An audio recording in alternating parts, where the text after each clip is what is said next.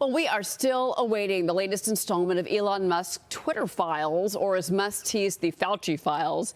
Many are wondering, where are they and what do they say? Well, Dr. Anthony Fauci responding on a CBS News podcast saying, quote, I have no idea what he's talking about. I mean, there's a lot of misinformation, conspiracy theories, disinformation going on. I have nothing to say to him. I want to bring in DPCM Capital Chairman and CEO and former Uber Chief Business Vice President Emil Michael. Emil, good morning to you. And first off, let's start with, we'll get to Uber in a second, but let's start out with this Fauci. Look, these Twitter files have been pretty explosive. And what we had now learned is that the government had no problem telling Twitter and Facebook and Instagram what to put out there and what not to put out there.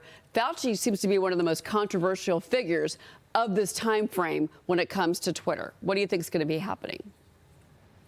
I think what you'll see in the Twitter files is regarding Dr. Fauci is a little bit more of what we already saw, which is that the government was going to Twitter and going to these other social media networks and saying, we want this off, we want that off, we want that off.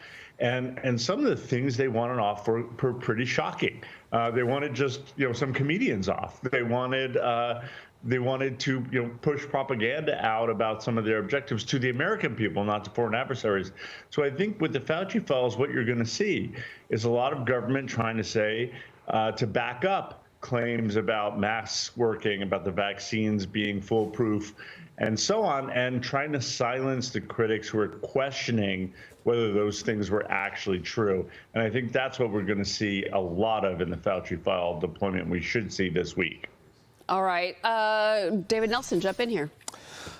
Emil, I'm looking at this, and it seems like, Elon Musk is kind of setting the stage here. And it seems like most of what we learned about Twitter in the last several months since he's taken over the company is that a lot of the worst conspiracy theories have proven true. And it seems to have silenced some notable critics, especially from Stanford, from the medical community, in terms of what might have been an alternative way to handle COVID. Any thoughts on that?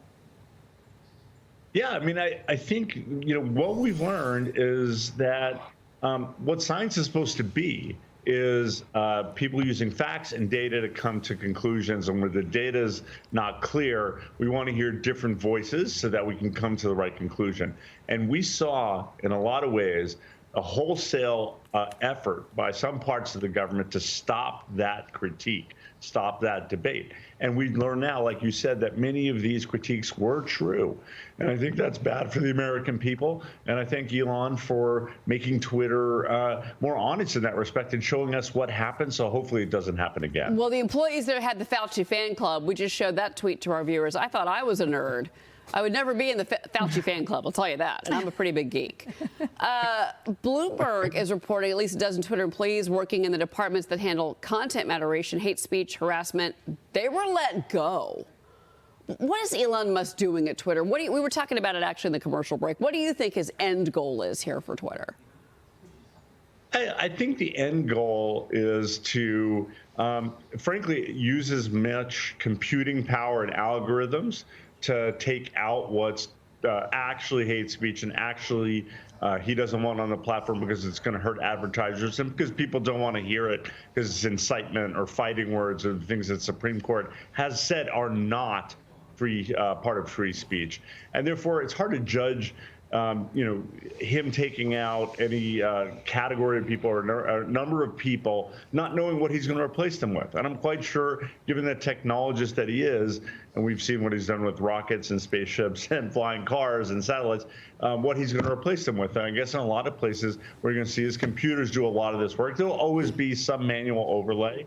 But I think sometimes the press overreads into these matters and says, oh, my God, he's going to allow hate speech on the platform. That's not his intent, and I don't think that's what's going to happen. Okay, before I let you go, I've only got about 45 seconds. On Friday, a judge ruled Uber doesn't have to raise New York City drivers' pay because the Taxi and Limousine Commission had not justified their case. Uber says taking on extra costs would increase fares by 10%, drive their business away. But some are saying this was really underhanded by the Limousine Commission here in the city. What do you say?